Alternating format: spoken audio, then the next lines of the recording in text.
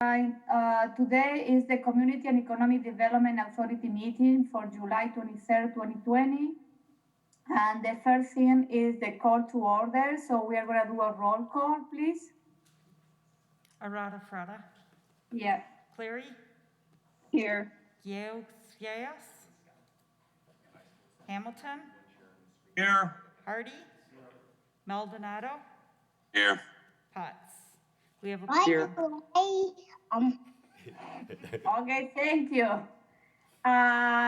Next is the approval of the minutes from the June 25th. Do I have a motion? So moved. Second. Any question or discussion?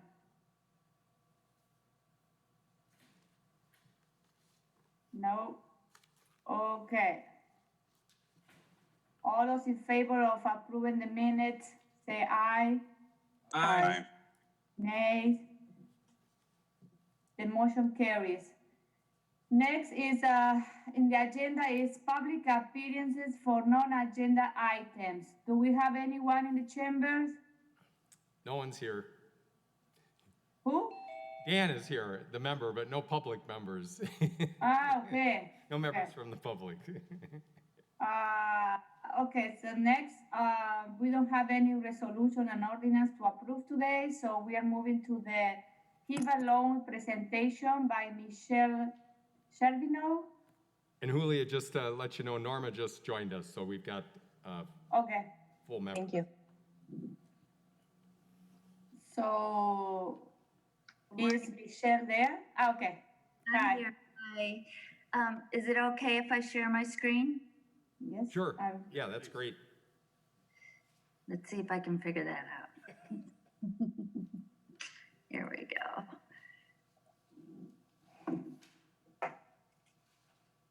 Okay, so today I just want to tell you a little bit about Kiva, which is a cool opportunity to get some business capital for entrepreneurs. And really, it's for anyone, but it kind of focuses as a good opportunity for those who may not be eligible for a more traditional loan. So I'm just going to go through what Kiva is, and I'll take any questions at the end. So I always like to tell people that I do work for WIBIC so that there's no confusion. WIBIC is the Wisconsin Women's Business Initiative, and we have offices around Wisconsin, and we're a statewide economic development organization. WIBIC and Kiva as well offers business education classes, micro and small business loans, financial capability programs, and technical assistance. So let's dive into what Kiva is. So Kiva is a microlending platform. It was established in 2005 internationally, and it came to the US in 2011. This platform allows everyday people to make small loans to businesses. They're called microloans, and they're combined to, with other microloans, so that individuals can come together to fully fund a larger business loan. So Kiva does this to help small businesses who need an infusion of capital, a smaller infusion of capital. Most banks don't like to make these smaller loans because their return isn't high enough. So Kiva right now is doing loans from $1,000 to $15,000. The best part is the interest rate is 0%. Loan terms are fairly traditional, from 12 to 36 months. Right now, they are offering a 6-month payment deferral due to COVID. So for many entrepreneurs, Kiva is often the first step of the capital ladder. So it allows them to sort of establish their borrowing history and then grow to get more traditional loans. So I'll tell you a little bit more about the ins and outs of the program. Eligibility is pretty basic. You have to be in the United States. You have to be 18. You can't be doing any like illegal, federally illegal sort of loans. This would include things like drones. Obviously, any sort of cannabis business is not eligible. You can't currently be in foreclosure, bankruptcy. Besides that, the eligibility is pretty broad. So again, here are just some businesses that would not be approved. Oh, I guess I should have brought up like Mary Kay, Avon, Airbnb, Lyft, DoorDash, those kinds of things. Kiva does not loan to. So what the borrower does, what the process is that an application is completed online, and it's pretty straightforward. There are some financial questions, but no bank statements or business plans are required. Kiva does require a photo of the applicant, and this would be them, the actual borrower representing their business, and also a couple paragraphs about them and their business. And these things are added to a profile, which is used to fundraise the loan. After that, Kiva reviews the loan, and they do take in sort of some traditional, non-traditional elements. And then they decide the loan amount that the applicant can fundraise for. And fundraising occurs in the next 1 to 45 days. And let me move your faces here. And then repayments are made as a sort of fixed monthly payment, just like a traditional loan. So the big thing that I often get asked is like, what makes Kiva different than a typical crowdfunding platform? And I would say the most important thing is it's a loan, not a donation. And there are no fees at all to both the borrower or the lender. And because Kiva does set that sort of loan amount that you can fundraise for, they have a really high success rate. Right now in the US, we're at 100% for this year. So these are sort of Kiva's loan buckets. And this is where Kiva, when they do their review, they take some traditional and some non-traditional factors into consideration to sort of put you in one of these loan buckets. So if a borrower would come and has no credit history, no like government proof of their business, they can still qualify for the loan. They just may be put into that lowest bucket, which is the $1,000 to $3,000 bucket. And then once they pay it back, they can reapply, and Kiva will approve double the amount. So we do have some borrowers who will just keep applying until they get up to that highest level. And this just sort of echoes what I said on the last slide. There are just certain factors that will allow you to move up in that sort of loan bucket. And they are like, your credit score does help with that official government business proof if you're a repeat borrower. And these are the business verifications that Kiva takes as proof of business. If you don't have a business verification, one of these documents, you can be endorsed by a trustee, and WIBIC is a trustee, and that basically is just us saying, you know, this person does have a business, so they should be eligible for a loan. So the process, as I mentioned earlier, the applicant is asked some financial questions, but they also share a photo and a story.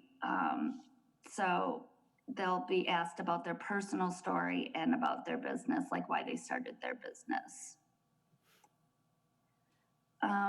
Once a loan is approved to fundraise, there are 2 stages, and one is called a private or local fundraising, and one is public or global fundraising. And the most intimidating part about a loan process for many is this private fundraising process. And in this phase, Kiva does ask that the borrower fund a small portion of their loan through their own personal network. So this is sort of the borrower's form of collateral. It shows that you have a network of people that believe in you, believe that you will pay back the loan. The number of private loans that a borrower has to secure is sort of determined on the total loan amount that's been approved. So again, that local round is just providing that character endorsement. Once the borrower hits that goal, and they do have 15 days to hit it, then they move on to the global fundraising period, and this lasts for 45 days. And this means that the loan profile is available on Kiva's site to over 1 million lenders worldwide. So everyone sort of comes together to help fund the loan. After the loan is fully funded, the funds are dispersed via PayPal, and repayment occurs on a fixed monthly term, just like a regular loan. So we like to say that the best Kiva borrowers are tech willing. They don't have to be tech able, but they should be able to navigate email, PayPal, and Kiva's online platform, which really is pretty simple. And then I just wanted to share with you maybe some Kiva loans that are fundraising right now. If someone could let me know, can you see Janet on my screen? Or are you still seeing my PowerPoint? We still see your PowerPoint. Okay, let me switch that over. Thanks.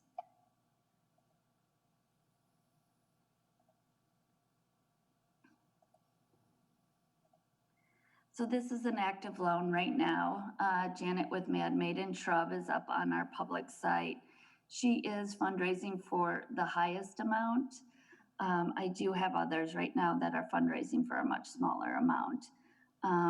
But so she is 24% funded. She just went live. And if you scroll down here, you can see all of these lenders so far have contributed at least $25 to help fund her loan.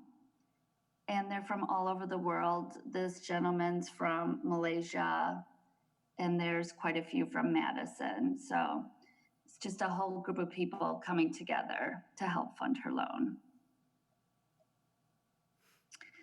So I'm almost done.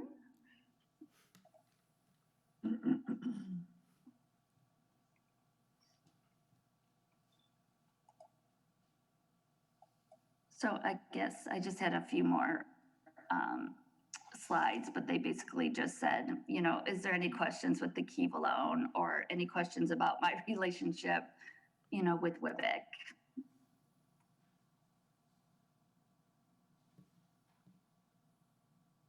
Well, thank you for coming. I know WIBIC very well. I used to work in a partnership with another not-for-profit with them, Wendy, was used to be my mentor, so I know the organization pretty well. I know that you guys do a great job in the community, and you're a statewide organization with an impeccable reputation in the state and doing a great thing from our entrepreneurs. So especially for women and people of color. So thank you. I want to ask you a question. If I want to particular, two things: is how the city can participate or collaborate with this, and if you have any other municipality that they are doing the same. And second, if I personally, Julia wants to be a lender, how can I join the Kiva initiative? Okay, I'm sorry, your first question, you want to know how the city can be a part of it? Yes, and which other municipality are also helping or collaborating in this project? Yeah. I mean, the best thing that you can do is help be a referral, and especially to maybe your non-traditional borrowers, people who have been excluded, which is typically women and minorities. Yeah. Some cities do provide matching funds, and that is through Kiva. And so how that would look is there would be a pot of money, and anytime a loan would come in that meets your criteria. So for instance, it could be, has to be in the city of Fitchburg, or it could be, more stringent. When that person gets to that public fundraising phase, every time they raise a loan of $25, that matching fund would kick in and match it $25. So the fundraising goes a lot faster. And the city of Madison is doing that right now. We have the city of West Dallas does that, more towards Milwaukee. And then there are certain chambers, statewide chambers, that have some matching funds. I know the Hmong Chamber does right now. So that's sort of how other cities are working with Kiva. And anyone can be a lender. I've been a lender for many years before it came to the United States, and you would just go to kiva.org. And I always like to point out that brings you to the international site. You can choose, hey, I only want to lend in the United States once you get to that point. But Kiva is an international organization. So you can also make a loan to someone in many different countries. The big difference is that it doesn't have to be for a business purpose internationally. So it could be someone who needs a new roof on their home or something like that. But in the United States, it is only for businesses. And you just set up an account with Kiva. It requires your name and email address, and you set up a form of payment with PayPal. That's it. It's pretty simple. Julia? Yes. Just for the CETA members, when Kiva first launched in Madison, at that time, Nicole, who was the program coordinator, presented to our group, and we explored the idea of could we provide matching funds. We had Dan and Mark were kind of our subcommittee that were looking at that, and we were interested in kind of moving over $25,000 from our traditional revolving loan fund to be matching funds for Kiva. Where we got stuck and why we haven't proceeded yet at this point in time is there would be service fees involved with the repayment of the loan to us. And so we were trying to figure out how could we come up with a mechanism or a way so that way we didn't have service fees for every loan that we make, because we don't necessarily have a automatic source of funding to replenish our revolving loan fund. We're not a CDBG entitlement community like the city of Madison and other communities where they get dollars to kind of do some of those things. So that's where we were just kind of stuck at this point in time. And I know Michelle and I communicated kind of via email, and she was going to check with Wibick and I think Wendy and see if there were some ideas we could come up with of maybe how to approach that servicing fee. Yeah, and I did do some exploring. I'm still working on it. Kiva does a annual service fee. So whatever you have in there for matching funds, they take, I believe it's 5%. And it's every year. So what I've been sort of exploring is it's some creative accounting, basically. So how we could maybe, Wibick would hold the funds, have the matching funds be in there.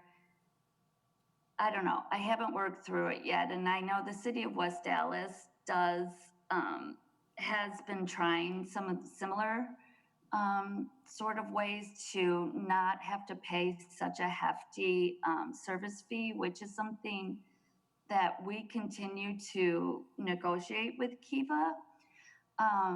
But it has to do with repayment. And when someone repays their loan, the funds actually go back into your revolving account. So we're trying to work how we could just have a more consistent sort of flow of money that was maybe a little bit lower and have less of a service fee. But like I said, we haven't quite figured it all out yet. And right now, as it stands, it is still that 5% until we really hone in on what this could look like. And I'll let you know when we get to that point. Thanks. Sure. Okay, any other question for Michelle? Question. On page 16 of 26, you indicate that tax IDs, EIN for incorporated business, Kiva does not accept tax IDs, EINs for sole proprietorships. Are you telling me that a limited liability company would not be eligible to apply for a Kiva loan? No, that's not the case. Well, they don't, a sole member or husband, wife LLC does not have a tax ID number other than the social security number of its owner. So how do you justify that statement then? So we would work with them to establish another form of business proof. I mean, I've done everything from a bill that's been mailed to a business address. We've done like tax returns that have the business on there. I think it's a Schedule C that shows the business. That's what it would be, yes. Yeah. So I think the important thing to note is that Kiva wants to make the loan. They are, they have some parameters legally that they have to follow, but I'm here and I really work with them and we do everything we can to get something that will be acceptable. So we usually can find something. Who sets those parameters? There's a legal department at Kiva's headquarters, and it's largely set, I believe, to determine that it's not a personal loan. Kiva does not have the authority to make a personal loan, so we have to establish that there is a business, that it is a business loan. And I think that's what we're trying to accomplish. And where is Kiva's headquarters? They're in San Francisco.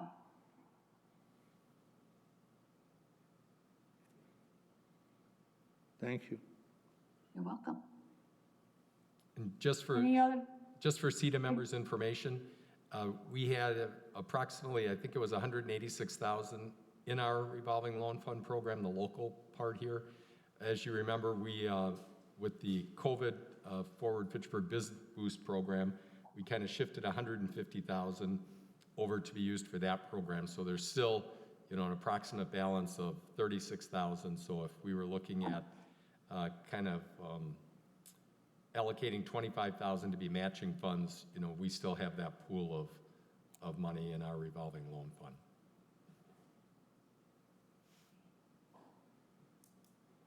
Okay, any other question or comment? No? Okay, Michelle, thank you very much for coming, okay? Thank you for having me. Have a good Thanks, day. Michelle. I'll be in contact with you. Okay, thanks. Bye-bye. Bye. Let me go back to the agenda. Okay, so next in our agenda is the Tax Incremental District Annual Reports. Who's gonna be doing the presentation, Mike? We have a pinch hitter this morning. It was supposed to be City Administrator Pat Marsh, but we have Misty Dodge, who's doing double duty. She was at the Committee of the Whole meeting last night and is up early this morning to take us through the TID annual reports. Okay. Thanks, Misty. Yep, so I'm going to share my screen, but first I'm going to give a little background about why we're going through this exercise. So there's a couple years back where state law was changed and we were required to file a new annual report called a PE 300 with the state for each one of our active TIDs. So you'll see at the end of each one of the reports, so I'll need to share my screen too. Yep, so at the end of each one of our reports is the PE 300 that we were required to file. For all of our TIDs except for 11 and 13, we also hired Ellers to look kind of forward to see what the cash flow projections are through the life of the TID, kind of see what the financial impact is of the TID looking forward. So we did not do that for TID 11 because TID 11 is not very active right now. So we had a development, but it more or less fell through. And then TID 13, we didn't pay for that extra service because we just approved that TID 13 amendment at the Joint Review Board this week. So for those two, they're going to look a little bit different. But for all the others, we have the same report from Ellers. So I will share my screen. I think I can do it. I might have to do them one by one. So this is the TID 4 report. You can see here is a map of where TID 4 is. So it is all of this red area. So we started with the original boundary, which is kind of the peachish color. We amended it once in 2005. We amended it again in 2011. And then we did have another amendment in 2008, but that was just for project plan. It wasn't for the boundaries. So that's the red part. And then this map also shows the overlay that exists for TID 13. That's that outline in the top right corner. But this report is just for TID 4. So TID 4 was created in 2003. It was industrial TID in order to help develop the Fitchburg Tech Campus up in Uptown. So this is the one that's kind of by City Hall and goes up to the interchange. It has an expenditure period that ends May 27th of 2001, and it has a mandatory termination date of 2026. Base value, so when it was first created, the value in that area was about $49 million. The incremental value, so how much it has increased in value through January 1st of 2019, was almost $216 million. So this TID has been very successful. At the end of the fiscal year of 19, they did have 4.4 million in fund balance. And we actually used some fund balance in 2019 to prepay some of the debt that we incurred for the interchange. So it's actually a little bit lower than what it's been in the past, but it's because we were able to prepay that and save some interest for the TID. The TID is expected to close in 2022. We do have a couple of projects that are still outstanding, so this isn't final by any means, but that's the projections at this point. And we do expect to request the housing extension.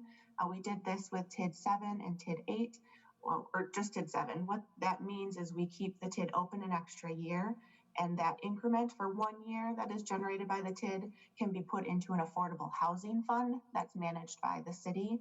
And there's a split of it, so a big portion of it needs to be spent on affordable housing and the other portion just on general housing. The city's still working through how we want to spend the affordable housing money that we have now. TID 7 was quite a bit smaller, so there's a relatively small amount in there. But when this TID closes, we'll get a really nice amount of money to be able to do some affordable housing initiatives. Misty, can you tell us how much is gonna be that? Yep, can I talk about that when we get to the cash flow? Okay. Great. So there are some projects that we're still working on. So in the 2018 amendment, we approved some intersection improvements for the railroad crossings that are still in progress. There's also an intersection that is still in progress, and then the fish hatchery left turn lane and some stormwater pond dredging that are still in place. So those should all get done over the next couple of years, and the timing of those is really what's going to depend on when we're able to close. So these are the development assumptions for the TID. So this 10 million is what the city is expecting for 19 and 2020. Those are pretty solid numbers at this point. And we're at the tail end of this TID now, so we have a lot of certainty in how this is going to look. Using those same value added amounts, this sheet just shows us what the total increment is for the rest of this time period. And then that goes into that cash flow. So how this cash flow works is starting from the left and working the way to the right. So it starts with projected revenues. So these are our tax increments. And so Julia, for your question, the 2023 tax increment is projected to be about $5,067,000. So this is the tax increment that the district would create through the life. Though again, we plan to close it early. But if we kept it open through the life, that's how much would be collected. We are earning some interest because we have a cash balance in there. There's also some computer exemption aid that we get from the state for TID 4 that is included. And then recently there was the personal property aid payment from the state that is in there. On the expense side, we have some debt that's still outstanding. So this 5.4 million, and then the next GO bond, this 15 million, that's still for the interchange that we're paying off. Once those are callable, we'll end up prepaying those also with cash. So this first column, it's callable, if you see at the bottom, in December of 2021. So we'll plan to prepay that. And then the other 2012, this 8 million is actually what we prepaid last year. So that is no longer an obligation of the TID. We also have some money that we borrowed in 2015. This was for railroad crossings, and that can be called in April of 2022. Then we have two PAYGOs, which are the pay-as-you-go developer incentives, which means that as the TID increment is generated and the taxes are paid to the TID then reimburses the developers for those eligible costs based on the development agreement. We have one outstanding still for Promega. This one I expect that I will prepay next year. We originally planned to prepay it this year, but with COVID and the uncertainty around everything, I wanted to keep that cash flow just in case. But we'll look at prepaying that next year to stop paying interest on that as well. And then we have a PAYGO on the Techlands and Kamika project. We're still kind of normalizing what the increment is there. It's a relatively new building. So we will probably prepay that as well, but I'm not certain yet. So this is just the payment schedule that's in place currently. And we do expect to have some of those cash expenditures still, and then some administrative costs that we'll have to pay. So I'm way over on the right now. So the orange would tell you the year that I'm expecting we'll be able to close out the TID. And the blue, though, is when it would actually close because we would request that housing extension. And to do that housing extension, it is simply a resolution by council. It doesn't have to go through the Joint Review Board. It just goes through council. And they've been supportive of that in the past. So then the rest of the report is just that annual report that we're required to file with the state. So I won't go through that in specifics, but if you're interested in not just our reports, but those reports that are available for all the TIDs across the state, they're all on the Department of Revenue's website and can be sorted and found there. So then, any questions on TID 4? Or Mike, do you want to go into a little bit more about what that TID did? I think in the interest of time, I'll just let you continue on. I think you gave a good summary there. Sounds good. So TID 6 TID 6 is the one that's up by Target, so we call it Orchard Point. And then it was amended to include that Spoken Sprocket area further east. So this is the map of what the parcels are that's in TID 6. So TID 6 was created in 2006 as a mixed-use district. It was amended in 2013, and that has an expenditure period that ends in 2021 and a mandatory termination date of 2026. So this one had a base value based on the amended date, the amended boundaries of almost $87 million.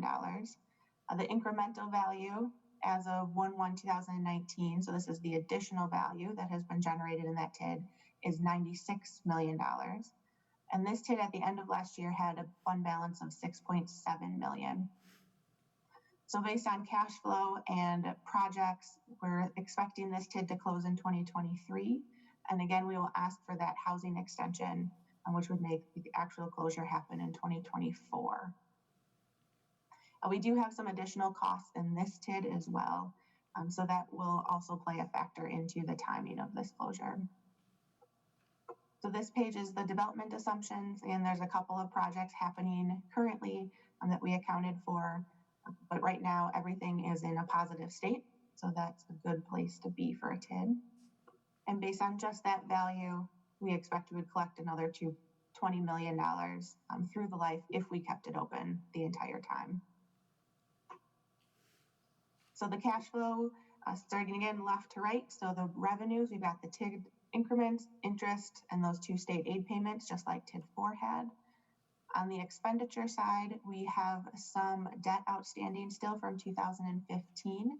This was for Spoken Sprocket when we put that in. And then we have one PAYGO that is not issued yet, but there's a development agreement out that says that we will issue it, or that we've committed to, for the Benjamin Investments building. That's that office building right off of Verona Road. So these numbers here are tentative still because that bond hasn't been issued. But my understanding is we expect it to be issued soon. Benjamin building also had a rent guarantee that we have finished paying off now in 2020. We do have some cash expenses that we still expect to do in 2020. Biggest ones being the finalization of the roundabout at Fitchburg and Nesbitt, and then the McKee Road reconstruction that's currently in progress. The big thing that the TID is paying for is that pedestrian bridge that goes over McKee. That's going to be a great amenity to the community. And then we do have some admin costs, of course. And then, so this one, you can see the orange bar is when we expect we'd be able to pay everything off in 2023. And then with the housing extension, it'd be 2024. The other weird thing about this one, though, is we do have an outstanding assessment claim with one of the big developments in this TID. And I don't want to close the TID before that assessment claim is complete because we want the TID to pay the legal costs as well as whatever the settlement or judgment is placed if there is one. So the timing more so would be related to that claim being settled. And then this is the report that we're required to file. So any questions on TID 6? Yeah, I have a question. Regarding the bridge over McKee, I thought that bridge was paid with some federal grant money, or the TID is paying half and half? Yeah, so the project encompasses the TID area, but then also outside of the TID. And then you're right, there is some federal money that's paying into it as well. So it's a mixed bag. There's a few different funding sources that are being used.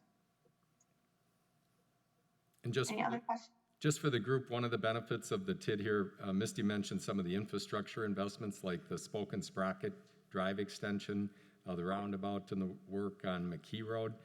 The benefit of doing that through the TID district is that our taxing partners, Dane County, Madison College, the school district, are participating in those infrastructure investments, and they're not just paid for by the Fitchburg taxpayers and mill rate there. So they're important infrastructure investments and regional in nature, and our financial partners help to pay for those through the TID district. Okay. exactly. So now I'll move to TID 9. TID 9 is the Lacey and Seminole intersection and includes projects like the Sub-Zero, the Promega building, Hop House, race day events, that type. So here is the map that shows the original boundaries, and then we've amended the boundaries twice on this one, including one that was just on this year. So TID 9 was created in 2015. It is also an industrial district. It was amended first in 2016, and then it was amended again, it was 2019, which added territory and then added project plan expenditures. So this one has an expenditure.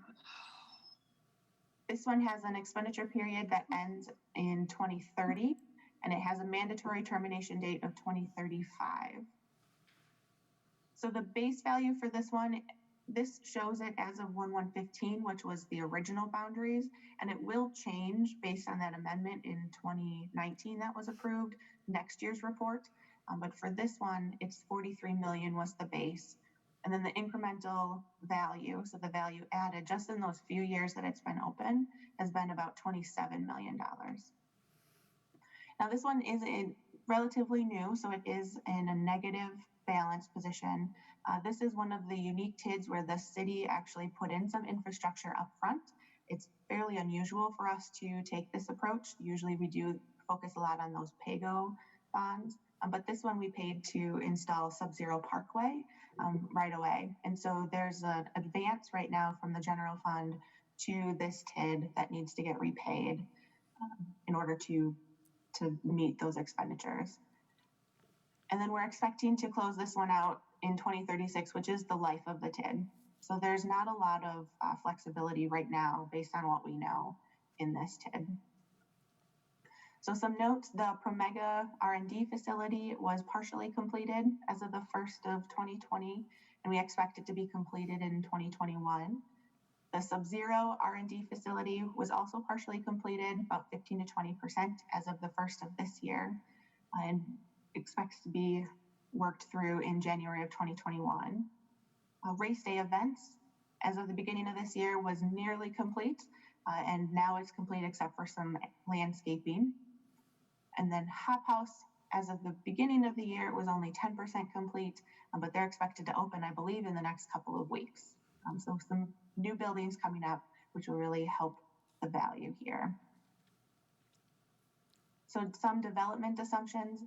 This one is a little bit unique because we are in the beginning stages. So this gray column here is the actual development that we've seen.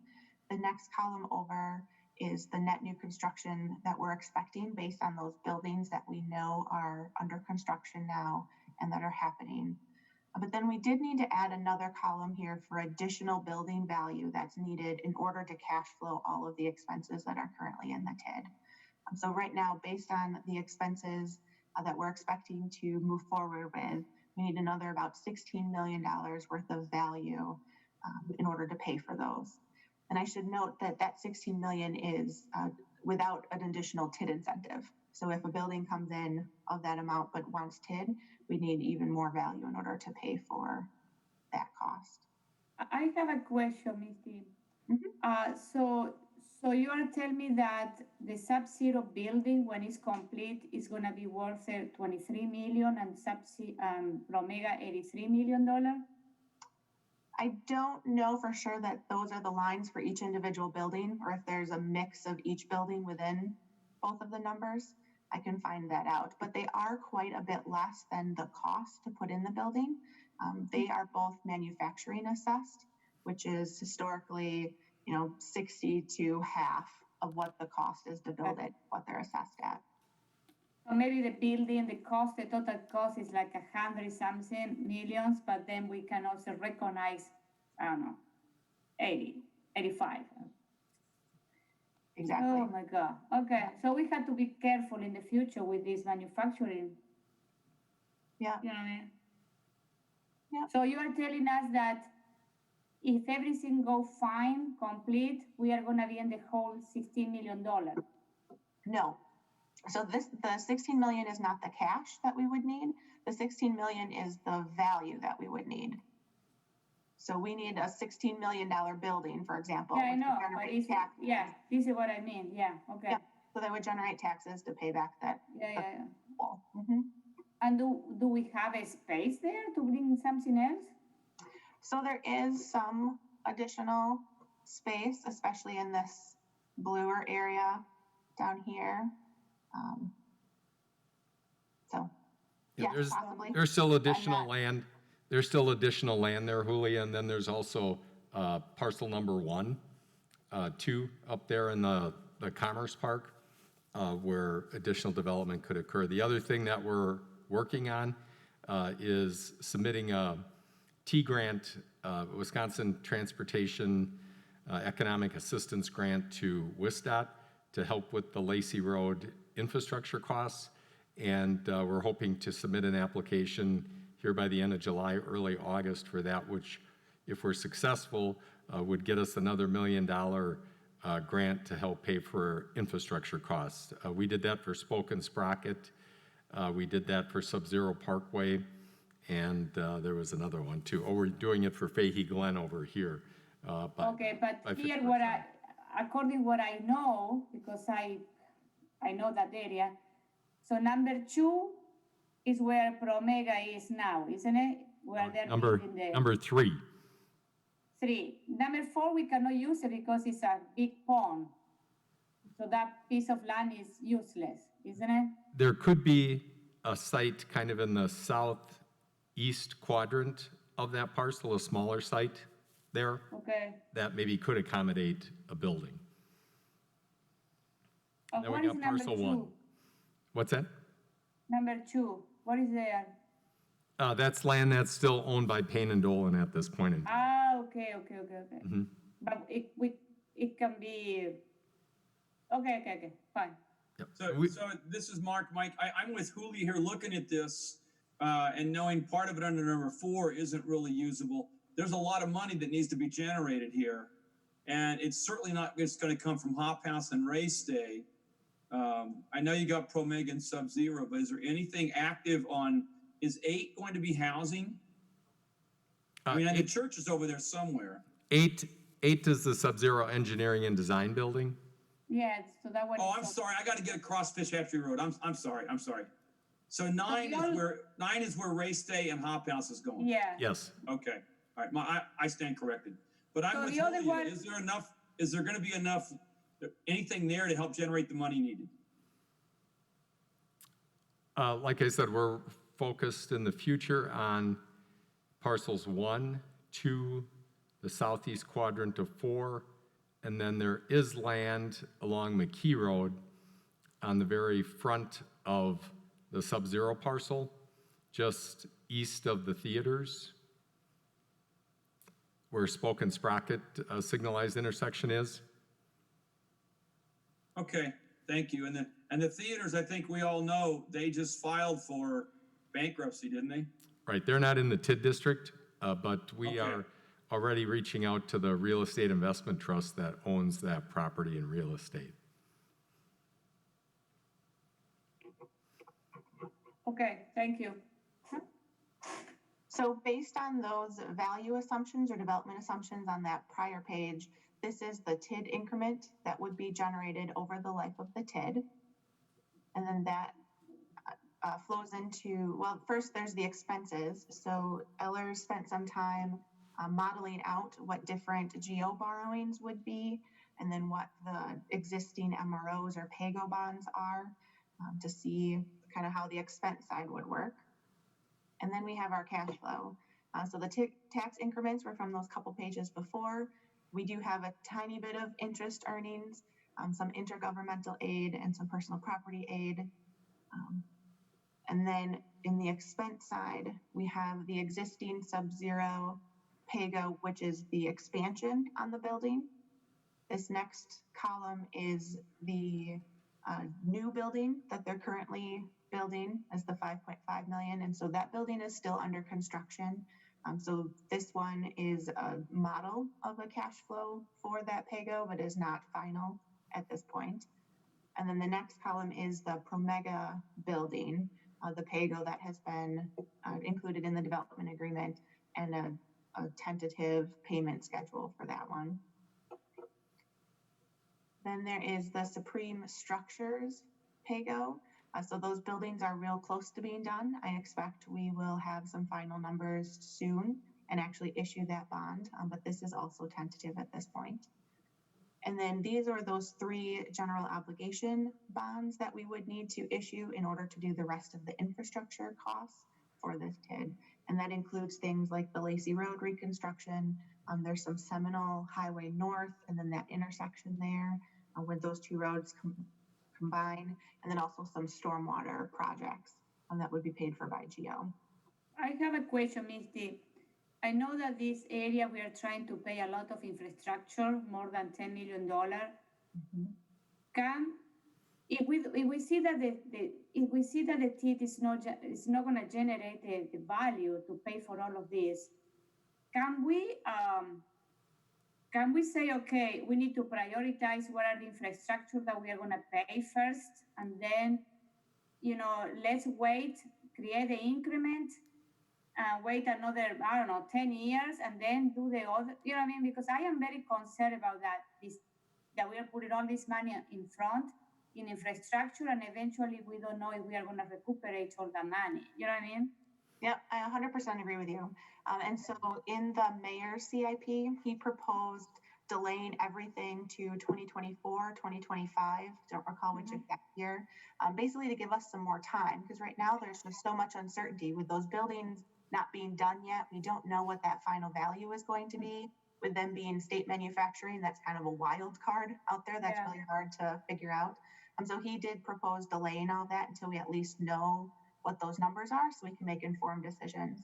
And the risk is if the TID does not pay off, or there's a negative balance at the end of the life of the TID when it's required to close, the city alone has to pay that difference. So I know. All the different overlying jurisdictions pays into the TID, but if there's a negative, if the TID is not successful, it's only the city of Fitchburg taxpayers that are on the hook for that.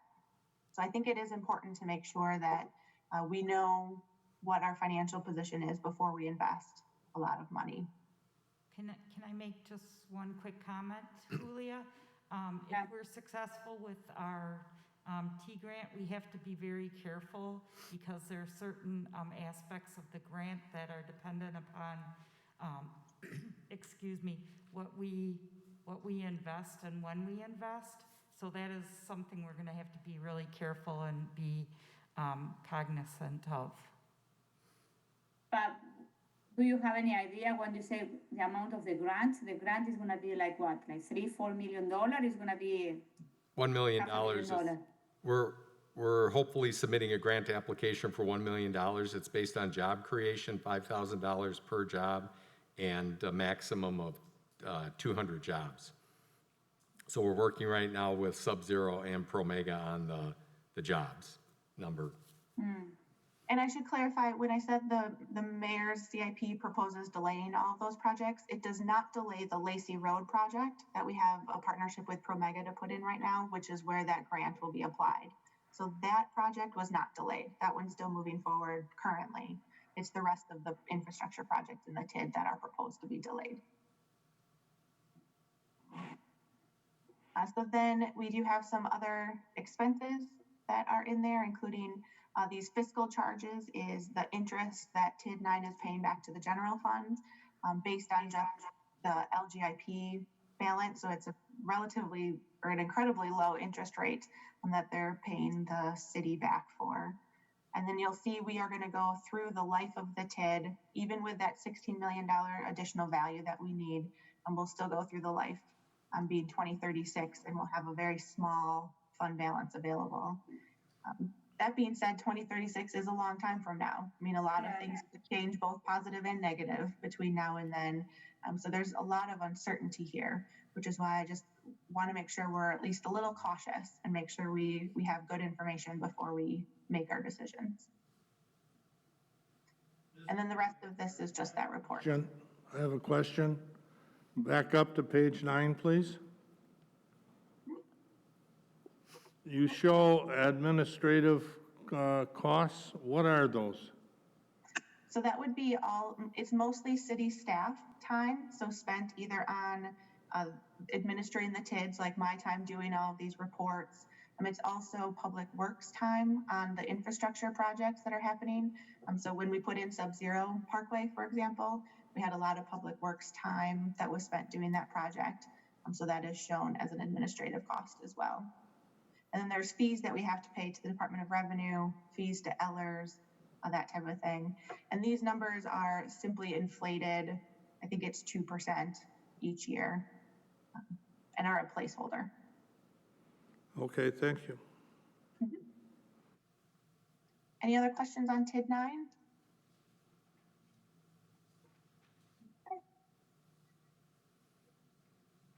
So then TID 10, this is the TID that is on North Fish Hatchery Road. So you can see the boundary map up on the screen now. So the dark blue is the original boundary, and the lighter blue is all the value that was added relatively recently. So this is one of our bigger TIDs. So this TID was created in 2015 as a rehabilitation district, and it was amended in 2018 to add territory and then to add expenditures, biggest one being the reconstruction of Fish Hatchery Road. So this TID has an expenditure period that ends in 2038 and a mandatory termination date of 2043. The base value when the TID was created or was amended is $43 million. And the incremental value that's been added since then, just through 1/1/19, was 1.4 million. I expect the new numbers for this TID, the preliminaries, to be out August 1st and the final certified values August 15th. And I suspect that there'll be a higher incremental value for all of the construction that we've all seen happening during 2019. As of the end of the year of 2019, they did have a fund balance of about $3 million. A reason for that is we borrowed money for Fish Hatchery Road towards the end of 2019, and it just hadn't all been spent yet by the end of the year. So that's why there's a fund balance. And based on what we know at this point, the projected closure is 2040, which again is the life of the district. So some of the projects that have come through lately, so UW Credit Union was completed, and we're expecting some tenant build out in 2021. There was a remodel of the Country Pines apartments in 2020. There's the new apartment building with retail at the former juice plant, or 3101 Fish Hatchery. And then there's those new senior Highline apartments that were 65% complete as the first of the year, and then occupancy started just a couple months ago. So this is the development assumptions for this one. So the actual column, again, is this gray column, shows the value that's been added for sure that the Department of Revenue has certified to us. This next column is the net new construction that we are expecting based on the projects that we know are in the pipeline right now that are under construction. And then this one too has additional value that we need to add in order to cash flow, again, in particular, the Fish Hatchery Road reconstruction. And so we need about $25 million worth of additional value in order to finish paying for Fish Hatchery Road. And again, I will caveat that saying that $25 million is without a TID ask. So if the development is requesting TID assistance, that number needs to be higher. This one, though, I think there's a lot more opportunity. I was actually pleasantly surprised at the $25 million amount. I think that is definitely doable. And we have a lot more time with this one, too, because it's a rehabilitation district. It's 27 years instead of 20. So we have all the way until 2042 to make those things happen. So taking that increment or the value that we talked about and just figuring out what that tax increment would be is the $34 million that we think we will collect in tax increment. And then for our cash flow, those tax increments populate in here. A little bit of interest earnings, especially based on the money that we borrowed. We are investing it until we need to pay the invoices for the project. We're making a little bit of money there. And then we had debt of 4.2 million that was issued last year. And I expect to issue 8.3 million either this year or next year, probably split between the 2 years based on the timing of the project. So then this next column, we're starting the expenditures. This one is the MRO or the PAYGO that has been agreed upon for Plesco or the senior Highline apartments. So this has not been issued yet, but the building's up. So we're guessing that this will be issued soon. And then the next column section is the money that we borrowed for Fish Hatchery Road, kind of that first phase in 2019. So these are final payments that we're going to have to make to pay back that first piece of it.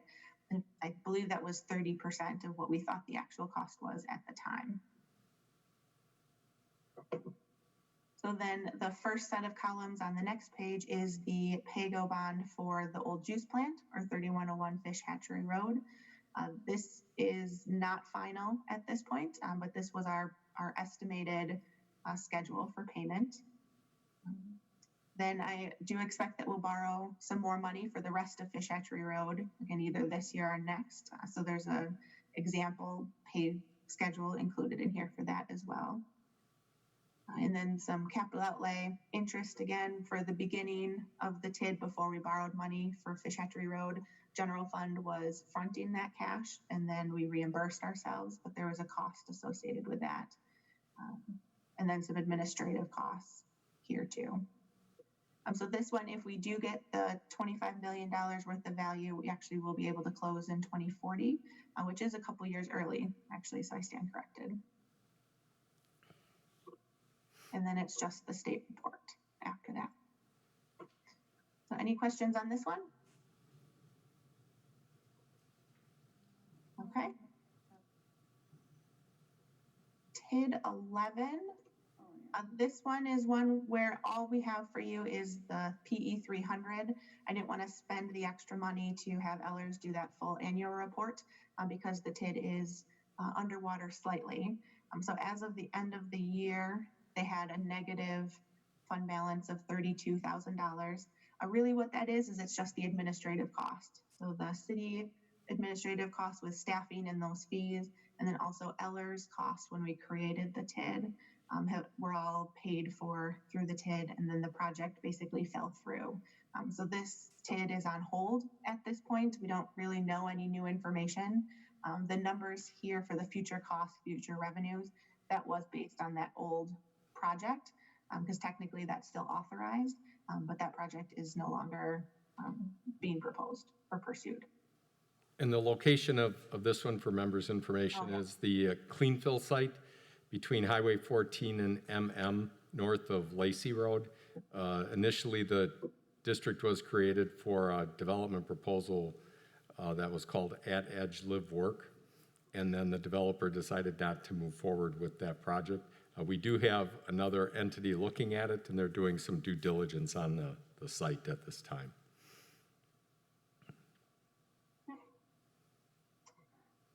I will close that one unless there's other questions.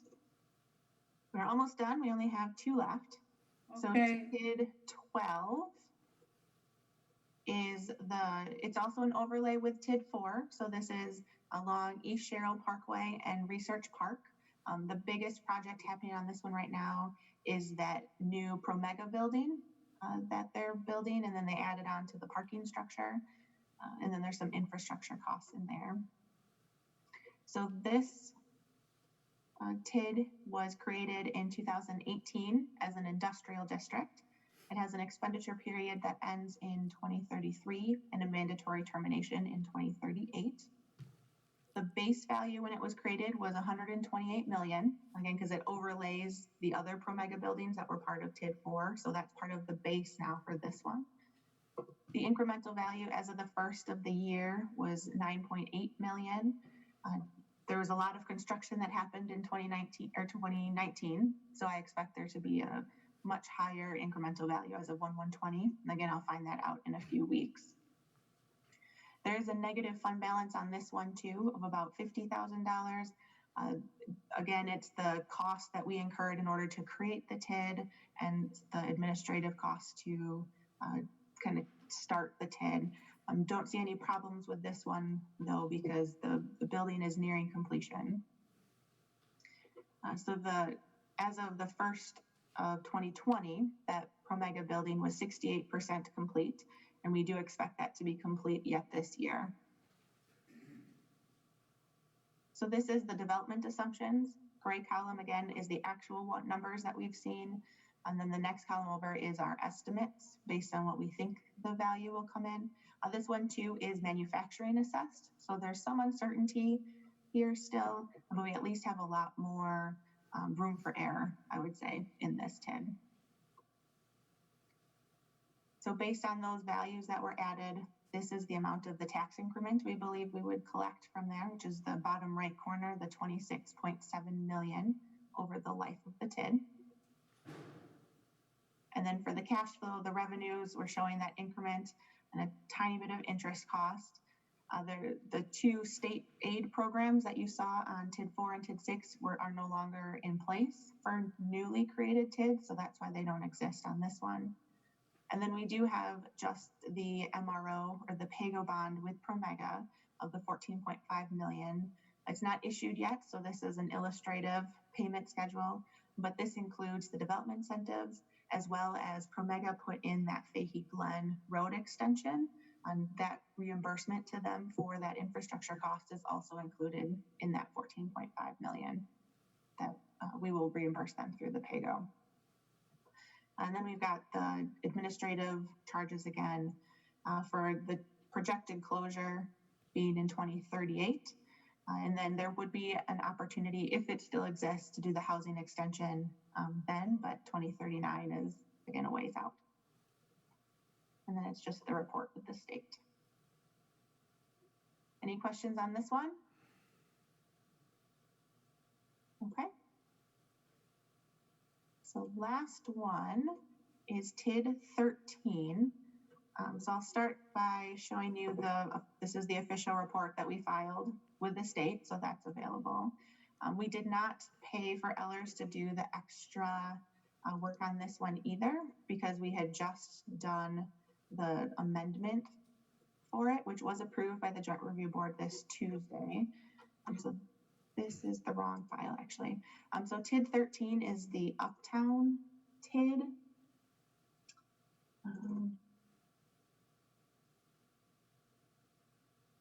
Of course not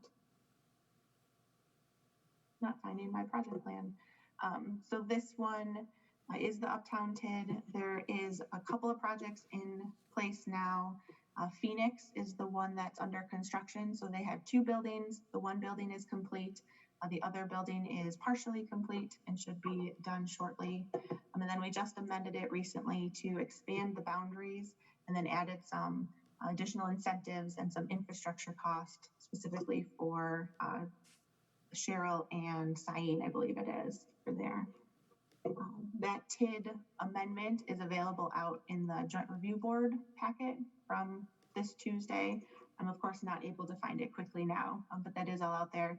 The TID is expected to pay off based on what we know at this point, but there's a lot of assumptions in that one too. Any question for Misty?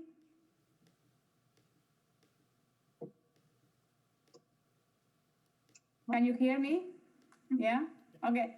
So thank you, Misty, for the presentation. Good presentation. A lot of good things have happened in the city, and I think tax incremental district is a financial tool that allows us to do all of this.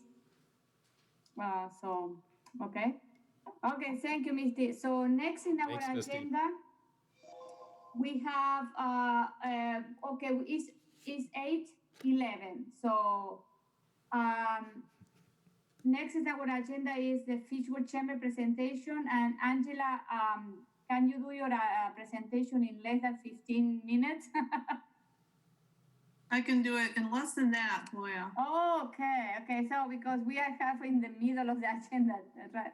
We have a long agenda. Okay. So this morning we have Angela Kinderman. She's the executive director of the Fitchburg Chamber of Commerce, and she's come to our meetings every year to do a presentation because, as you know, the chamber and the city are partners. And then she comes every year to provide an overview of what happened in the chamber. Okay. Angela? Oh, hello, everyone. I'm going to give a super quick update today. Primarily, I was just with you earlier in the year to give you a 2019 overview, but obviously things have changed quite a bit. And for all the new members that I haven't met yet, I just wanted to quickly give a kind of a brief overview of our partnership. So the Fitchburg Chamber Visitor and Business Bureau serves as Fitchburg's tourism entity. We're also the visitor bureau for the community. Our community room tax dollars, just as a reminder, are designated by the state to be used for tourism and marketing promotion to generate economic activity in a community where those hotels are based and to generate overnight stays in our Fitchburg hotels. So Fitchburg focuses on 3 areas that help generate that economic activity. We focus on brand extension. And so that means extending the Fitchburg brand beyond our borders to generate interest in both visitors, residents, and business location. We do that in a variety of marketing ways. We also focus on corporate development. Corporate development in our community helps generate quite a bit of tourism activity for our hotels and our supporting businesses. And so we partner with the Economic Development Department in both marketing efforts, branding efforts, and other things that help put our community on the map for business relocation and retention. Also in that corporate development bucket, we work with our Fitchburg businesses, encouraging them to use our Fitchburg properties and hotels when they have travel business. And then the last bucket that we focus on is the leisure development, and that obviously is kind of what the traditional tourism comes to mind when people think of tourism. So we focus on Fitchburg assets that the visitor might like to enjoy when they come here. Biking is a big asset in our community. We do quite a bit of marketing with our regional partners, such as the Department of Tourism, Travel, which is Travel Wisconsin, and Destination Madison. So as I referenced, our partnerships are really important. So to give you an update of kind of where we're at, first quarter, we were on track regionally and especially in Fitchburg to exceed our first quarter revenue projections from 2019. However, as we all know, things changed in March. The projections now for, well, I shouldn't even say, the projections originally around April or so were that we might be at 50% of our revenue for the year. Actually, right now, just based on June numbers, we've got some regional data that looks like we might even be below 50% of where we were at in 2019 in terms of regional room tax revenue. I do meet with the Fitchburg Hotel representatives regularly and just recently have met with 2 of our 3 properties. I want to say Fitchburg maybe is doing a little better in the region than some areas, but that's really relative. So clearly our hotels are struggling. We are fortunate to have extended stay properties in Fitchburg, and those are doing better than traditional hotel rooms for obvious reasons. So that's kind of where we're at. We are kind of taking our projections, our in revenue projections, almost month to month. It's a little challenging right now to project, 6 months out down the road. But it doesn't mean we aren't doing our marketing and promotion. We have to continue to keep our communications and our brand in front of people. And it doesn't mean that travel is stopping. The change, of course, is now in the immediate and possibly quite near future. Travel will continue to happen. It'll be drive time travel. And so we will be looking at markets to extend our campaigns in kind of the 5-state region. That positions our Dane County area pretty well. We've always been marketing to those kind of 5-state region. And so that will continue. We have partnered with Destination Madison on a couple of campaigns. and we've had to change our messaging, obviously. So we are making sure that we are featuring Fitchburg in a way that is safe and reasonable, and what can people do to, if they live here or if they visit here, that keeps them safe. And so we feature our outdoor amenities. We have a picnic campaign going on right now that Staybridge Streets is also participating in. And we've done additional partnerships with Travel Wisconsin. Our website is if you haven't been out to our website, it's a pretty good resource for quite a bit of things, all things Fitchburg. But again, our focus has shifted. I shouldn't say shifted, but it's enhanced now. So some of the things that we can promote are not just traveling to Fitchburg, but also our small businesses, making sure that people know that they can shop at our small businesses, that our restaurant, what services our restaurants are opening. We have a feature on that page that's like explore like a local. So we really are continuing to build the content to keep our brand and our name out in the marketplace. Our CVB top 5 pages are the CVB homepage, our events calendar, and our biking page. We are continue to receive inquiries about biking opportunities and content and maps and rides. So we make sure that people get that information. We have a visitor newsletter that goes out once a month. I think I sent that to you guys last week. I hope you subscribe, and I hope you encourage your neighbors to subscribe. It's a good piece of information, not just for visitors, but for residents who want to learn more about their community and ways that they can support their businesses. Quite a bit of activity on our social media. So of course, social media is one of our main tools for marketing and promotion. Recently, biking, obviously, we've done quite a bit of promotion with our local restaurants in the last 3 months, as much as we can do to drive traffic to them. This is a little bit I talked about. Our target markets are going to be drive time markets: Wisconsin, Chicago, Illinois, Milwaukee, St. Louis, those type of things. That will continue, and that's going to be pretty common throughout the region. I think that is all I have for slides. I just wanted to kind of open it up and see if people had questions for me about the change. We've had to make adjustments just like any other business in our work, in our expenses,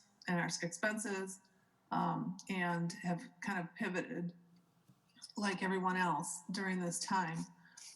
So I wanted to kind of open it up and see if anyone had questions for us at this point. Hey, Angela, could you send us your presentation? We only saw the first slide. Yeah. Okay. And then we'll send it out to the group. Okay, I sent it to Joyce this morning. Okay. So my share of the screen doesn't work, huh? Okay. We saw the first page slide. looked fantastic. Mhm. So does anyone have any Jennifer questions? stole my wisecrack. So just some kind of anecdotal things. We do have we are keeping the office staffed. It's closed, but by appointment only. People can wear masks if they want to visit us. We still have people requesting materials about Fitchburg. We've had a very interesting uptick in relocation requests for Fitchburg since January, which I think is interesting. And like I said, biking, anything outdoors, people are very interested in learning about. So those are the types of things, of inquiries that we're getting at this time. As I mentioned, I've met with 2 or 3 of our hotel properties, and we're really working with them to stay in touch regularly to see if there are any gaps that we can fill in for them in a marketing capacity to capture whatever travel there might be out there. And I have to say, we're lucky we have 3 properties that are managed quite well with some real hustlers. And so, like I said, I feel fortunate that our Fitchburg hotels might be doing it as well as they can in this market. Any other question? I don't have a question, but I just want to thank Angela and her team for all the support you've given us with marketing our program, our business boost, the temporary premise expansion. It's always good. You guys are awesome to work with. Thank you. Okay, thank you, Angela, for the Bye. presentation. Thanks, Angela. Thanks. 1 second. Okay, so next in our agenda is the hotel room tax report and consideration. And we don't really have any updated information to report. The second quarter room tax is due at the end of July. So we'll have a better indication of where the numbers are at. As you may recall, I came to this group earlier in the year, kind of adjusting our room tax revenue projection from 500,000 down to 250, and we kind of did that stress test. And when I take you through our budget, I'll give you more details on that. Okay, thank you, Mike. So next is the 2020 Business Appreciation Luncheon Yes, update. our annual Business Appreciation Luncheon, which is usually held in September, October of each year. We're of the mindset that with the COVID environment here, we probably are just going to need to cancel that event this year and look forward to 2021. We don't think that the venue that we would have it at the BTC, is probably even going to be available for large groups. So at this point in time, that's kind of the perspective that we're at. I don't know if members have any input or questions on that. One thing we did talk about is maybe we could work with Fact TV and at least do the kind of the year in review video and kind of give the highlights, since people haven't been able to be out and about much. That kind of gives a really good overview of development projects and things like that. So maybe we could do kind of a video tour of the city, of the various projects that are under construction and being completed. And then we could work with Angela's team to kind of be the Fitchburg focus, maybe in October or November, and kind of play that video and take any questions and kind of do an update that way. So that's one idea that we had. Yeah, I have a comment question. So my question is, so we are canceling the event for the fall. What happens is everything is, it's improving by the first quarter or the beginning of the spring, like April. Can we reschedule for April, May next year? You know what I mean? Instead of waiting for September. You know what I mean? That one is one of my questions. Second is, have you considered to do something outdoor, like in the, like early September, by invitation only, in the Agora Pavilion? You know what I mean? So if people are separate, keeping social distance, or it's kind of like a crazy idea. I think right now we just really have to wait, Julia, because, even under the Dane County Public Health Order, you're not supposed to bring groups together of larger than 25 people.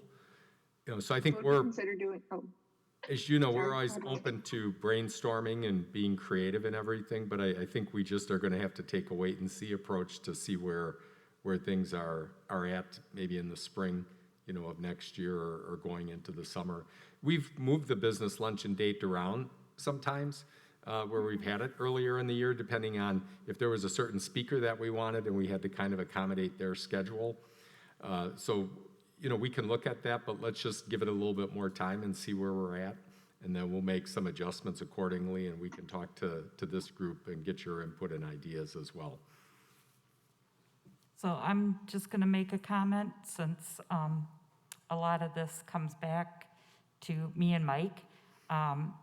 I always tease them that we're planning our annual wedding, because that's what it's like. By the time it's several months just to get your invitations designed, approved, printed, and mailed.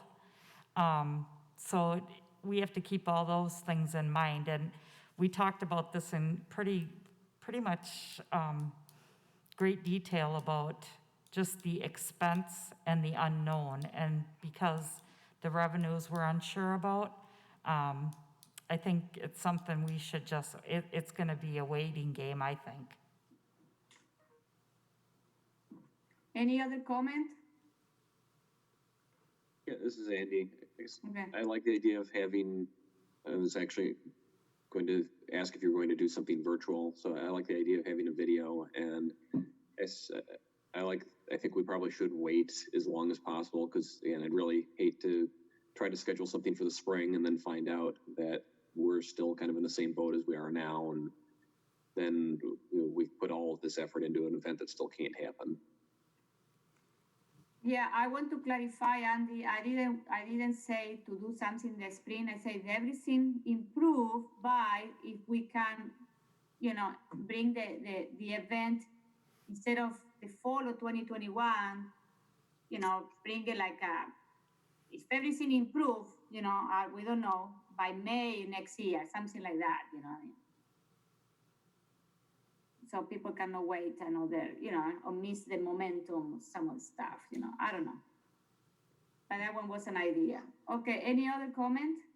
Yeah, this is Norma. Oh, Who is next? can I go? Do you mind if I go first though, before I jump off? Thank you. Yeah.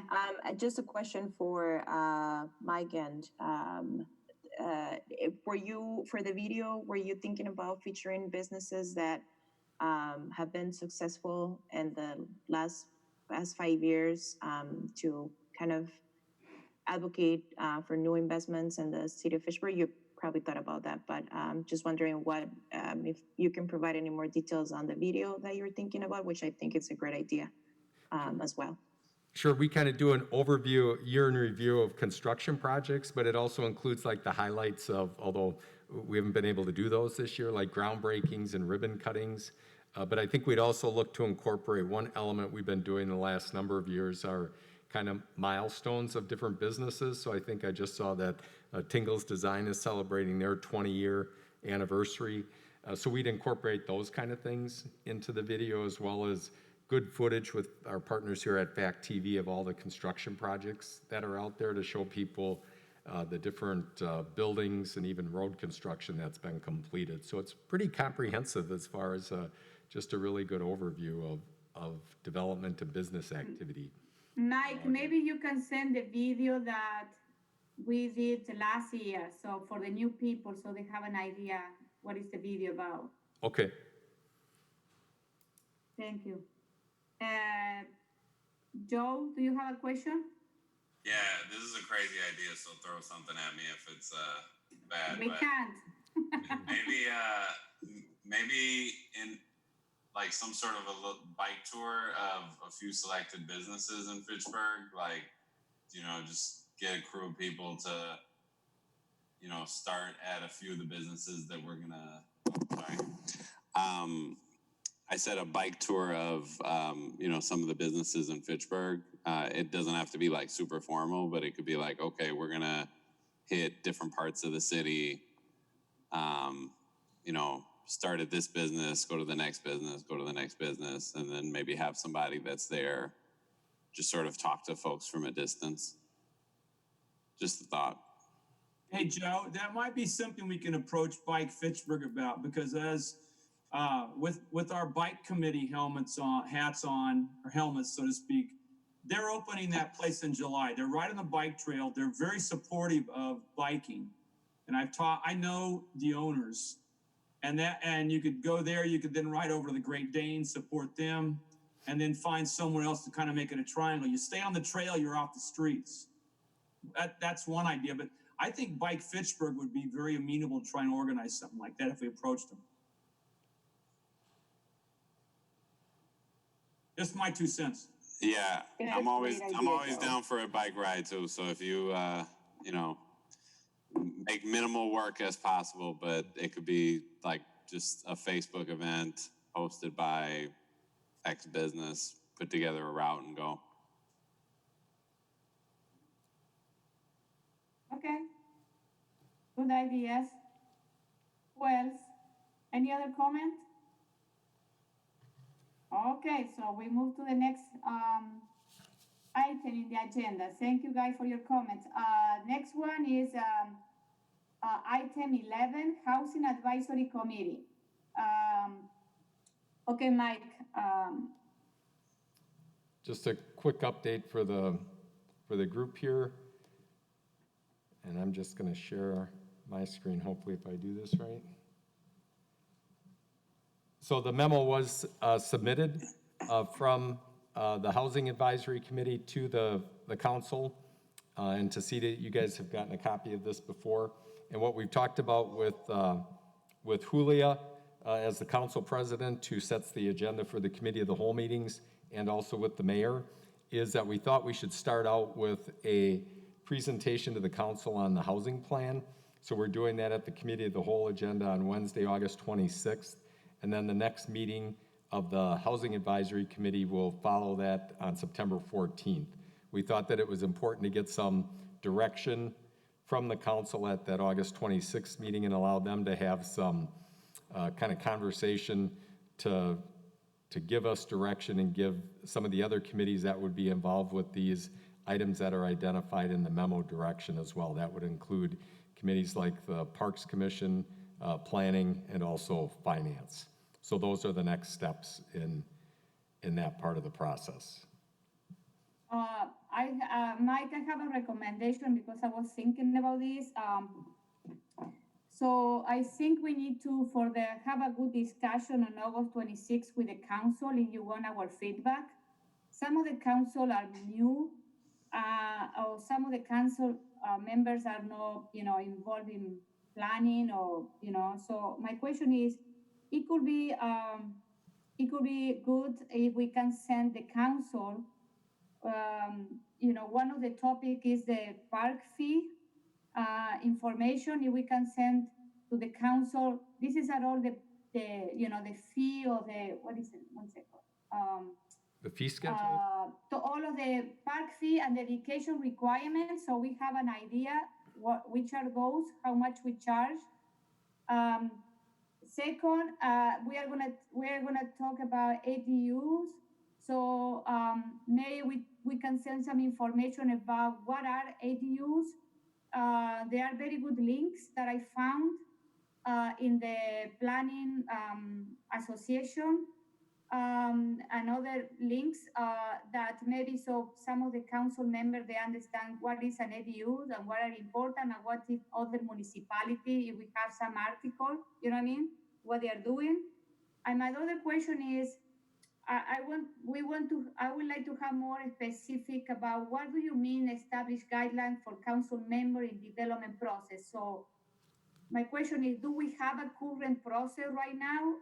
Which one is, and what are, because I haven't seen like a, I don't know if we have a current process like a, how can I say, like a checklist, you know what I mean? So when a development comes to the city, what are the stuff? A checklist. What is our current checklist, and what is the housing, housing committee and asking for? What are the other things that they want to like to see there? So if we can have more guidance, because if this is too broad, and first of all, we need to have the knowledge to discuss. So this is what is going to be important, that the council have the information like at least 2 weeks in advance of the meeting to have an idea which are our current park fee and dedication requirement, what is ADUs, where we can read more about that, and what are our current process. Can we do that? I guess why don't we talk offline, Julia? Yeah. Because I think we're kind of asking the council for what are those priorities. The actual work of the things that you're asking for would be done by some of those committees, investigating that. We can give you some general information on our fee schedule, right now. We can get you information on ADUs. And then the development process was really something that was highlighted in the housing plan. We've got kind of our formal process of our Fitchburg development guide that we can send out to you. This was more the informal process of how do developers that are proposing a specific development proposal, how do they engage with the alders of that respective district? It was kind of looking at a model that the city of Madison uses there. So we can see if Madison actually has a kind of formal guide for how they do it, but that was the gist of that recommendation in the housing plan. Yeah, but my recommendation, this is what I want to say. If you want the council to set the priorities, but they don't know what is an ADU is, you know what I mean? So. Yeah, that's right. We'll get you some, And we'll they get don't you know some what are the general. moving parts here, you know what I mean? How they're gonna make this is my 2 cents, you know. I know where are those things are, I know where to look for that information, but I want to know, you know, for the new council members, we have around 4 new council members, you know, where are this information that I can go and, you know, because if you want us to say, okay, the priority will be to you guys to work in ADUs, but if no one have an idea what an ADUs is, you know what I mean? So that's it. This is. We'll get you general information. It won't be Fitchburg specific, but we'll get you general information. Yeah, because I can find information, I can help. I found a lot of good because I was doing some research. I can send that information, but I don't want to overstep anyone, you know? So this is what I am asking, if we can see that can send information through the council in advance to the meeting. Julia, I was going to send the link out to the housing plan and hope that the council would take some time prior to us meeting to look at the plan and be ready with their questions. Mike had me reach out to the consultant that put together the plan to see if he would come to the meeting as well to give an overview of. I would feel more comfortable having him talk about those things and where it came from than for us to assume, I guess. Just my thoughts. But Julia, we'll coordinate with you leading up to that committee of the whole meeting. Okay. On the 26th.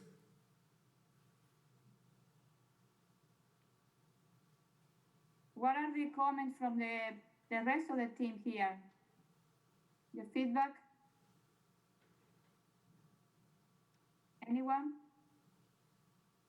I think getting anything focused for the housing committee and getting some direction from the council will be significantly helpful into those meetings. Because, as I said, meeting quarterly and trying to identify what we should be tackling versus going through the whole agenda. I mean, having specific action items will significantly help that meeting and making progress. Okay. Any other comments? Okay. So thank you, Jennifer, for your comment. So next we are moving to the 2021 Economic Development and CEDA budget. So I emailed out to you last night just the draft budgets. They're due next week. And so they're still in draft form at this point in time. But I'm going to share my screen with you again. Okay.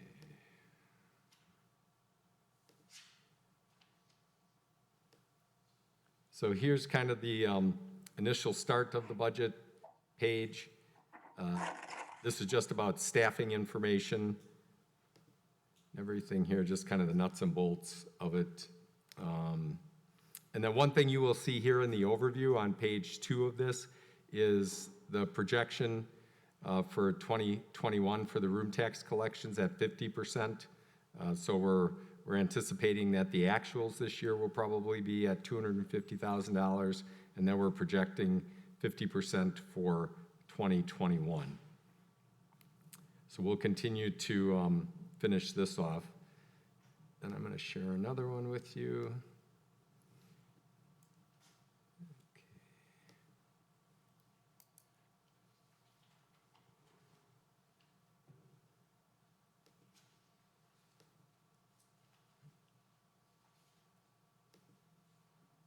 Give me just a second here.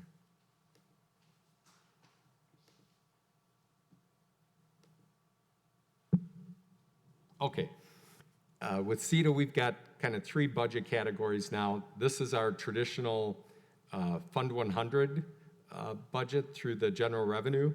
and it's basically our bare bones kind of economic development. It pays the per diems for this committee, our ACT software database management, some office expenses, and then we've got some subscriptions and memberships in there,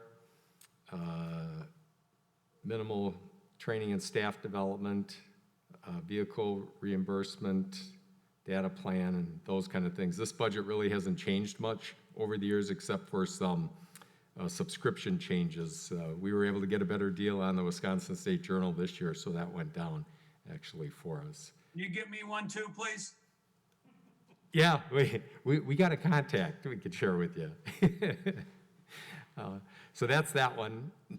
Next, give me just a second here. I'm going to move over now to the actual CETA budget, which is the room tax budget.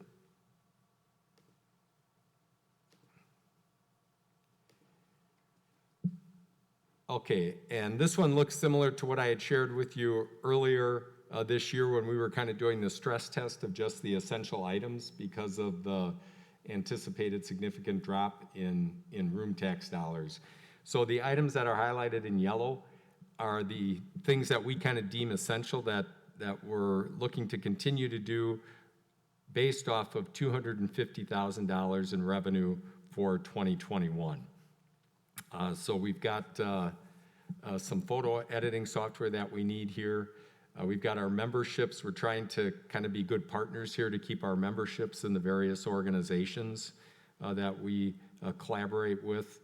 And then if there are some annual meetings and things like that, we just kind of kept those dollars in there. We're not sure if we'll be able to do those or not for other organizations. It's really dependent on what they plan. The SMBA Expo, if that occurs, that's usually in January.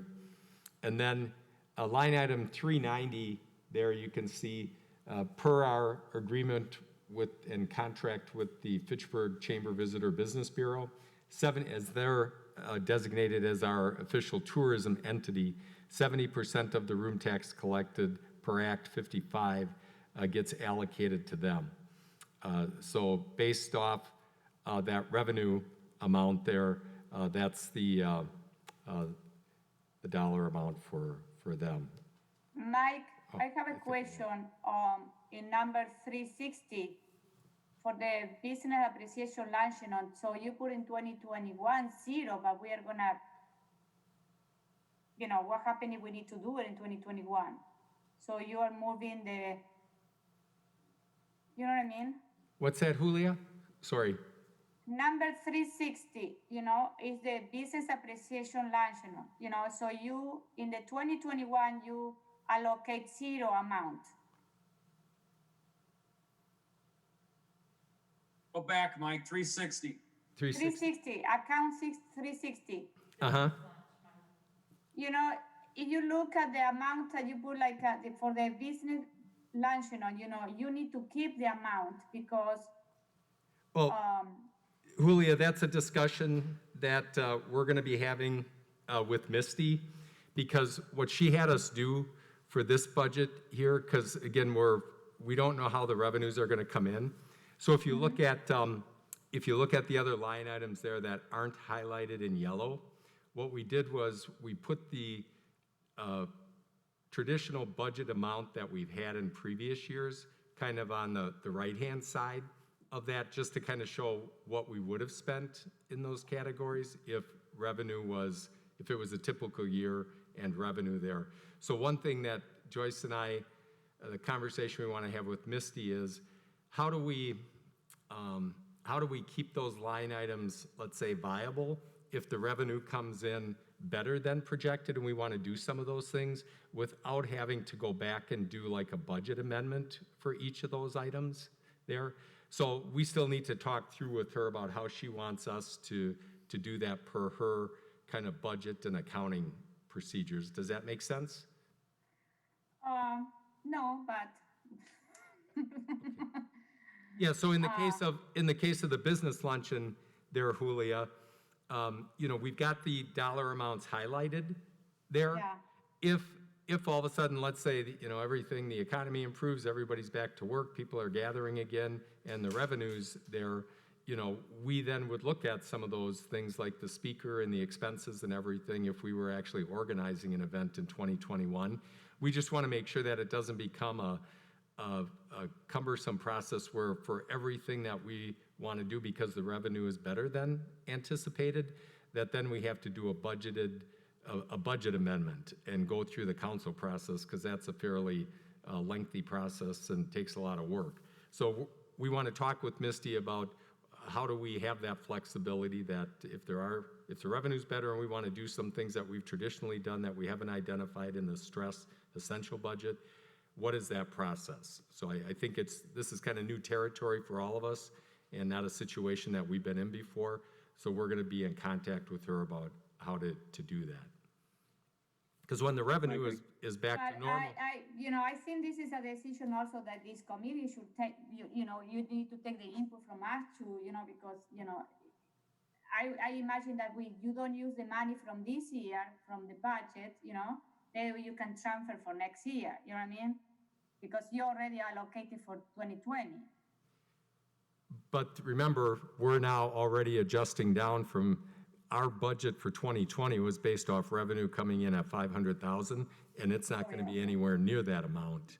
So that's why we did the stress test to this committee earlier in the year to say, these are the essentials that based off of probably only having 250,000 this year of what we're going to be able to do. So there wouldn't even be revenue this year to even do a business luncheon. Okay. Mike, I get what you're saying, but I think you should talk to Misty because I don't think this is quite the way to show it. But I get what you're saying at least. Well, right now, this is how Misty directed us to kind of show it. Okay. But the question that we want to ask her is, again, if the revenue comes in better, how do we know that we can do the traditional line items that we've had in the past there? So let's say the business luncheon, where we've spent, $7,500 there on speaker and expenses and everything. If all of a sudden we say revenue's better, we do want to do that, how do we do that from her accounting and budget standpoint without having to go back and do a budget amendment? But in our first... Okay, we get it, but we accountants have another way to do stuff, and maybe this is why we don't. Yeah. Like I said, another question, can you go back? I need to ask you another question, Mike. In number 345, you went from $41,000 to $40. What are the things that we are not planning to do next year? One would be we wanted to do the in-business magazine insert with the glossy marketing piece that we had designed by Vanderwall and Associates. That was going to be $20,000. Oh, okay. For that. And then the line item that's traditionally, you see the dollar sign that says designated to CETA. That's kind of one of our, our plug numbers there that we always kind of leave a cushion that if, in past years, if our room tax revenue didn't come in kind of where we projected it to be, it gave us a little flexibility that we hadn't allocated the entire revenue amount to, specific definite projects that we had committed to. So that always gave us a little bit of flexibility there. And then you can see in line item 390, there's the allocation to our tourism entity partner if the revenue comes in as projected. And then on the next page, we've got the header package, which is for our economic development page on the website. There's the salary allocation that comes out of the room tax dollars. And then just at the bottom, what I did there was I kind of tallied up the yellow projected expenses, which would come to $236,400. The total projected CETA allocated room tax revenue, because remember, we get 93% of the room tax, 7% stays in-house for administration and finance. So our net would be $232,500. So based on the expenses and the revenue there, we'd have a deficit just from room tax revenue of $3,900. But the other line item that we're waiting on from Misty at this point in time is we've got interest income on our funds. And this year in 2020, it's projected to be 6,000. And so we just need to get that number from her. If that number goes forward in 2021, then we'd end up with a bare bones kind of net surplus of $2,100 there. And then the last one I'm going to share with you is the housing fund that we established. As Misty pointed out, with TID number 7, we had a small amount that we were able to capitalize into the housing fund. We have a balance in this account of about $86,000. And right now, the only expenses that we've got identified is to attend the WIDA Housing Conference, if that would take place. And then it's really the per diems for the committee members at this point in time. But there is $86,000 balance in that account. And if we, in the future, keep TID 4 and TID 6 open, that would then, in the future, populate these line items based on kind of recommendations that the Housing Advisory Committee brings forward in the future as far as what our housing plan financial toolkit would look like and how we would utilize those dollars. Mike, I have a question regarding this. I think one of the questions that I think Jennifer mentioned to us last meeting is some of the housing committee members, they would like to have more frequent meetings, like every other month, or I don't know. And I saw that can you go back to where you have your? Sure. Let me scroll down. Just to clarify, it's not necessarily more frequent, just to at least, I just don't think that we can overcome everything in quarterly unless we have more direction. So, okay. Just to clarify. Okay, but the question is, here they are budgeting for next year that to have 4 meetings, so that one is fine with the housing committee. Yeah, right now we've got it identified as quarterly meetings, and when we kind of asked for their service on that group, that was the request was based off of that. One thing Joyce and I talked about is maybe at the next meeting, we could ask committee members if they're willing to meet more frequently. And then the other idea that we had was maybe we kind of assemble 2 different subcommittee groups. One that would maybe look at that financial toolkit looking forward, and then maybe one that would look at more the kind of the regulatory fee side there and kind of have them on dual tracks, and they could meet outside of those quarterly meetings and then kind of bring back their work to the larger committee at the quarterly meeting. So that's a different way to kind of approach it. But we'll ask the members at the September 14th meeting to get a sense from them, and then hopefully with the committee of the whole meeting from the council, we'll be able to report on the direction that we've been given by the council that maybe clarifies some of the things that the council would like the Housing Advisory Committee to focus on.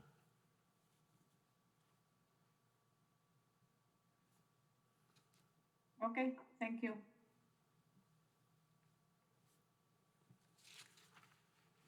So our budget will be submitted next week, and then we'll see where it goes through the city's formal budget process. But it's definitely going to be a different type of year and budget, especially from a room tax standpoint. You want me to keep going, Julia?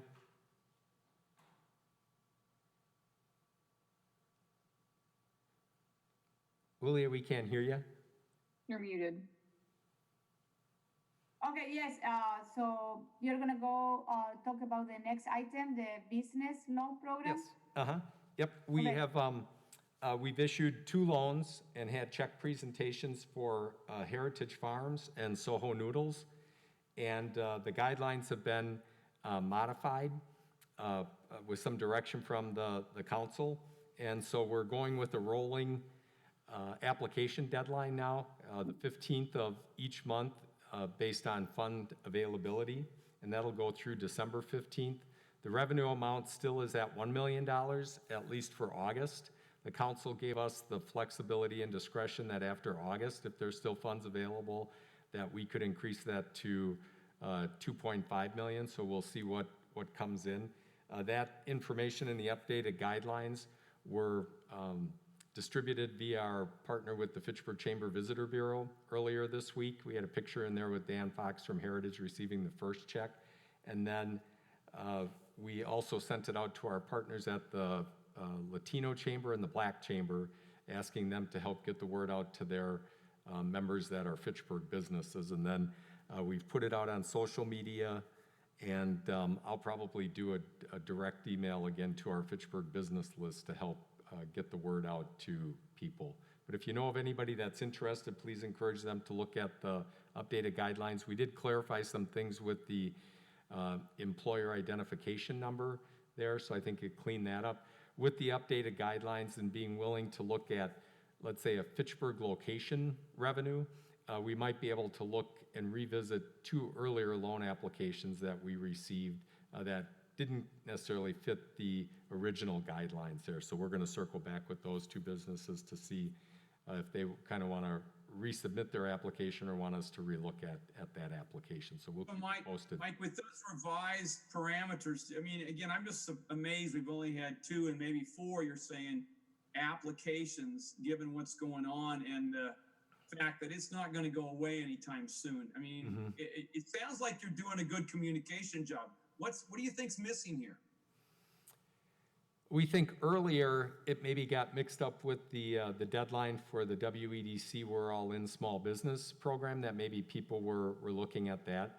I think a few of the inquiries that we had, they still exceed the revenue levels of 1 million, but when we first started this program, it was kind of to help the small businesses there. So that's why in the discussion with the council, we said, let's give it another month, see what comes in at the $1 million level. And then if there's still some funds available and capacity, then maybe we'd open it up. If we open up to the 2.5, I think we'd probably, just from our conversations with different interested parties, we'd probably have another 4 or 5 that would submit, that would qualify then. So we'll continue to get the word out if you can help us do that as CETA members. And I think you hit on a key point there, where maybe some businesses that maybe were kind of hanging on and didn't necessarily need some working capital as PPP kind of winds down and the unemployment goes away at the end of the extra 600 at the end of July. I think more businesses are going to maybe look to additional resources, and I think that's probably going to generate more applications to us. Okay, thank you.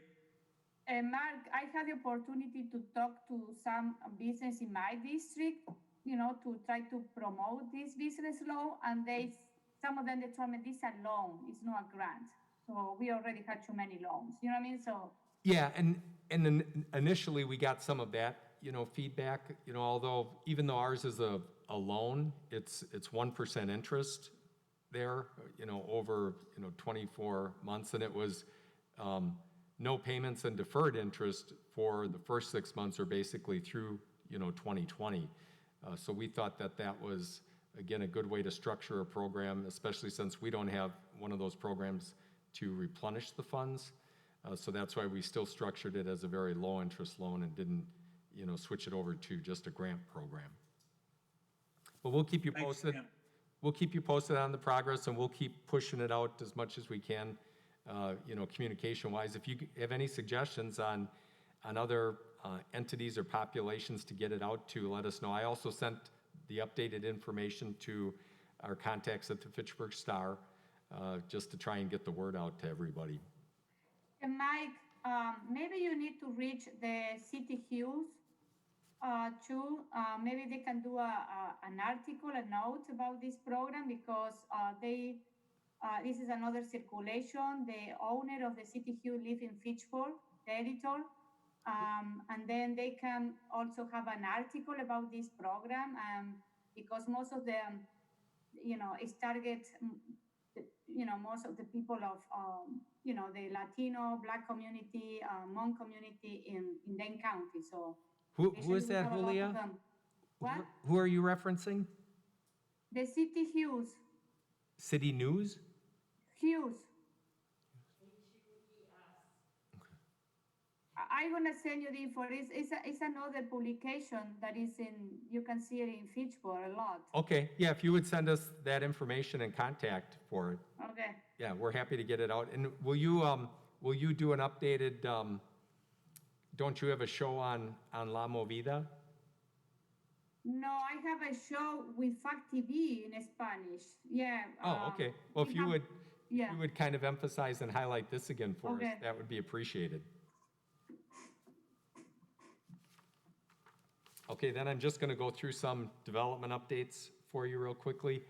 The solar farm was reapproved at the Plan Commission on Tuesday night. They should get started in the fall. That's on the O'Brien property.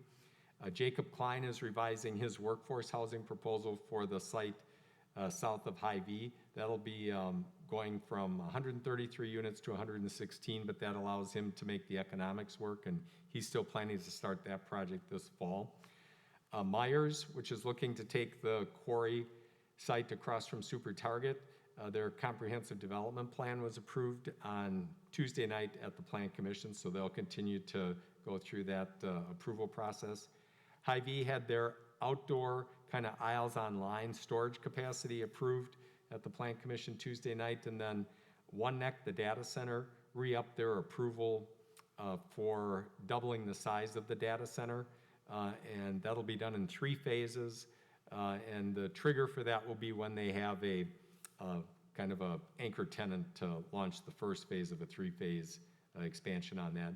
Then if you've been on Fish Hatchery Road recently, you've seen that the Park Bank old branch has been demolished, and so they'll be starting their construction on the new branch up there. My understanding is today the lanes on Fish Hatchery Road traffic will be switched over onto the new pavement there north of Traceway up to the Beltline, and then they'll start working on the west southbound lanes. We already mentioned the T grant to you that we're working on. We're hoping to have that submitted early August. That's for helping pay for Lacey Road and would help the finances of TID number 9 that we talked about earlier. And then we had the Joint Review Board meeting on Tuesday at 4 o'clock, and the TID 13 amendment was approved, which is over in the Uptown area over there by Phoenix. So I think that covers everything. Any questions?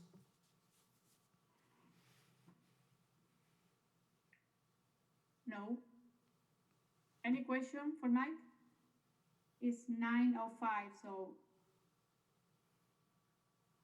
Okay, so thank you, Mike and Joyce.